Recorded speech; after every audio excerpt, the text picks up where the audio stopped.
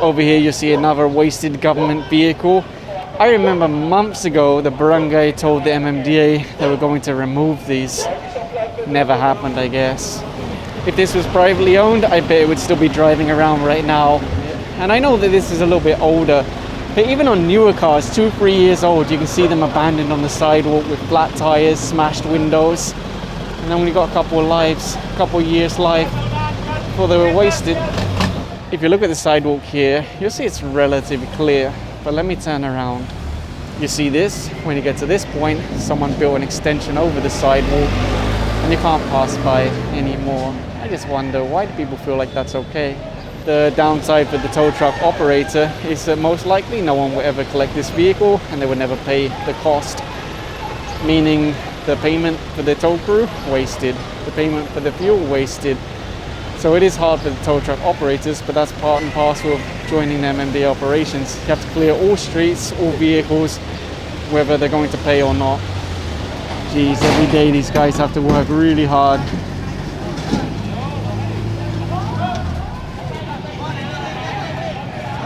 Absolutely stinks around here as well. Really stinks bad.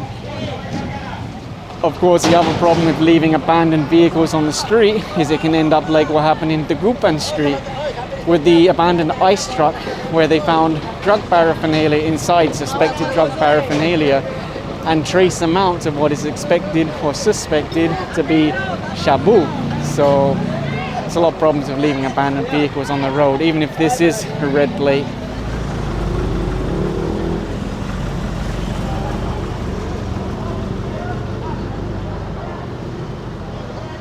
Good morning everyone, MMDA back on the road, Manila City, Rivera Street. You see there's a lot of motorcycles and tricycles parked on the road, the sidewalk, everywhere there's any space. Although it's not only motorcycles, tricycles and pedicabs, it's also a few cars. If you see these two cars here, they belong to this 4-story building. So all of that living space, they could give up the ground floor as a parking space, but instead the sidewalk and the road became a parking. That's how it is. And when it's not a parked vehicle, people turn it into a garden or an extension of their home. Just saw this guy speeding past the enforcers, no helmet, no shoes. Sometimes what happens is someone is illegally parked and then they try and run away before they get ticketed for illegal parking. But they forget to get their helmet first, they forget to get their shoes, and then they get caught for that instead. I'm not saying that's the case here, but I do see it now and then. So that rider went and grabbed his license. He's lucky that it wasn't put straight on the tow truck. And it turns out that white car is allegedly owned by the Barangay chairman. So he did give his license and he was being ticketed just like everyone else. Look, here's another one. This lady's not wearing a helmet. When they tried to flag her down, she started going around in circles. Jan Lang. The lady does have a license, she just brought it from her pocket and she's handing it over now. When they tried to flag her down the first time, she started going around in circles. I don't know if she's trying to escape or if she's confused or what's going on. You'll see there's already a bunch of motorcycles in the back of the tow truck. Allegedly, the lady asked the enforcer if they can just ticket her for DTS. The problem with that is if they put DTS on the ticket, it will be cheaper for her. Then later she could file a complaint and say, why did you hit me with DTS? How did I have DTS? And then the whole thing gets thrown out and the enforcer gets in trouble for not putting the correct violation on the ticket, which is riding without crash helmet, riding without shoes. They just asked this guy to remove his motorcycle from the sidewalk. He was actually ticketed earlier for illegal parking. He pushed it along the road and then parked it here on the sidewalk. And he said, no, don't park it on the sidewalk. You can't leave it there.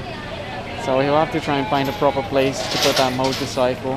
One good thing I can say about this barangay is at least there's not garbage all over the streets. They've kept it clean. Some of the barangays, you go there, there's just garbage everywhere. This one is clean.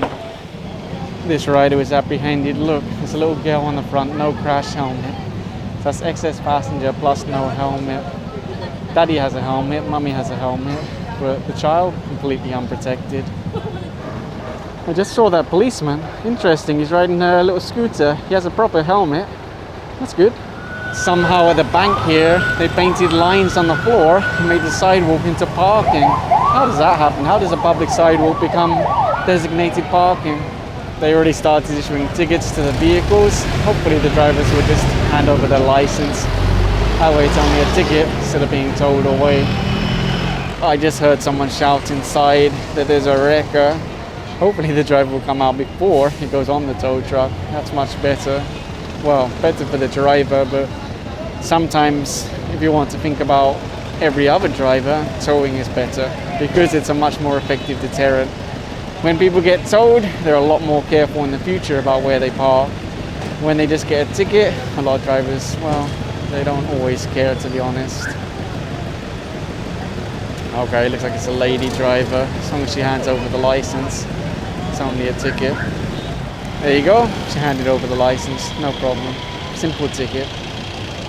There's a lot more vehicles over here, which are also being ticketed. I already saw one driver come out, but he didn't have his license. So they told him, go inside, get your license. That way you can drive away with just a ticket. So in the background, you see that orange one. It's on the way to the impound. And then the towing crew are just hooking up to this white one. They'll pick this up in a few minutes. It does take a little while to connect the gear.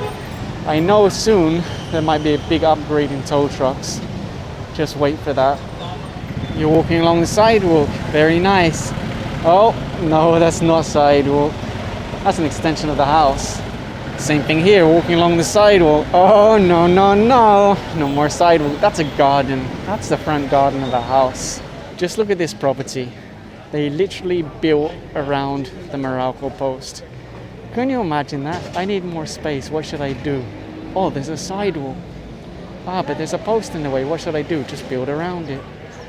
My goodness. These kind of obstructions where it's residential, where someone's extended over the sidewalk, it's meant to be the city that removes those. They just flagged down that rider. Daddy has no helmet. Little child on the front has no helmet. Of course, there's no plate on the back either.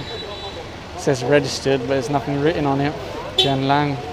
I just heard them asking for the license, and unfortunately, it's not able to show anything. Maybe he left it at home, maybe he doesn't have one. It's hard to be sure, but right now he cannot show a license. I just realized that even the flag is caught up on the wires. This is meant to be a road, but again, it became an extension of the barangay also. There's a garden and everything like that. They are clearing it now though. Will it stay cleared? I'm not sure. How can you penalize regular people with the barangay doing the same thing? That's the difficulty here. You want to fix these problems, but people say, why will you penalize me or tell me I can't do something when the barangay themselves are doing it? And over here you see this one next to the sign that says no parking. Tow bar is already hooked up at the front and the crew are just about to lift it up. Really, the roads aren't that narrow. They're just full of parked vehicles. The sidewalks are full of extended properties. It's too much. The SCOG team are also helping to clear this from the road. They were advised just be careful with the flag because you don't want to damage it wrapped around those wires.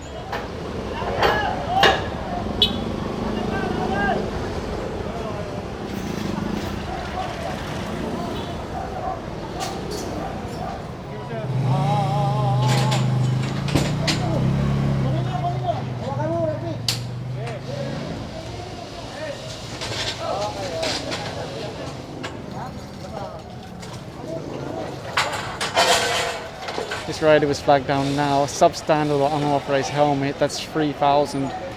Also, there's no license plate attached. Over here, same thing. No shoes, substandard helmet, no plate. They asked him for his license. I bet he shows an ID for something else. Just wait a moment and see.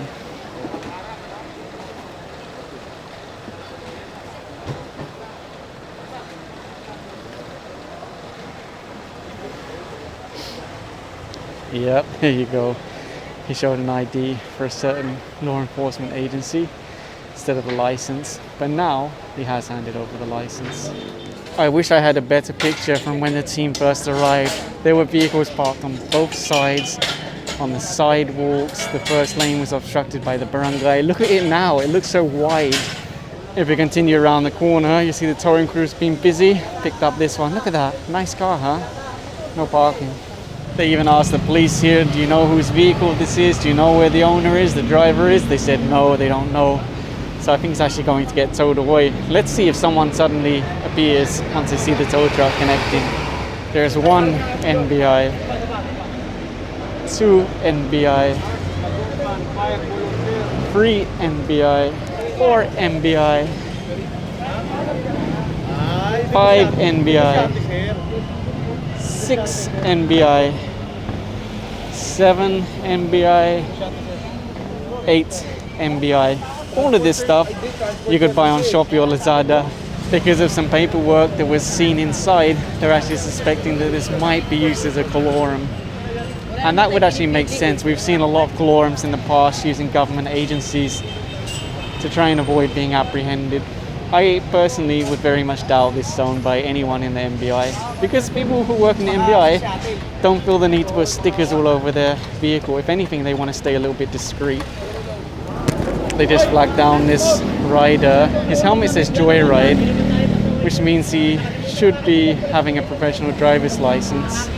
Unfortunately, the passenger wasn't wearing a helmet, even though they actually have 2 helmets. And there you go, now the driver and passenger have a helmet. If they did that earlier, could have avoided the ticket.